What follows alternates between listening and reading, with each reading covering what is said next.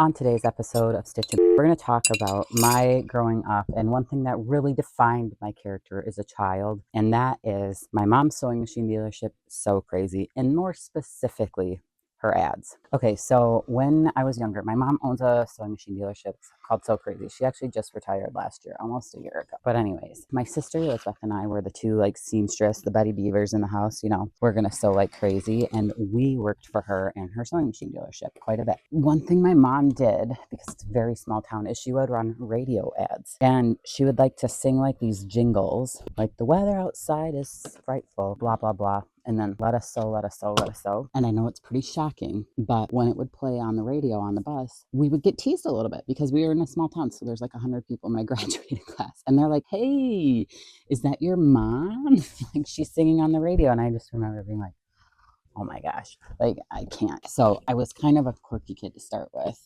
So I was kind of easy target because I was like outgoing, not super quiet, but kind of like very particular. The other great thing is we were one of the very last stops on our bus stop, which was a perk of living on the lake. So we got to hear the most advertisements, and there were Christmas in July, and it was quite dynamic. I can't remember.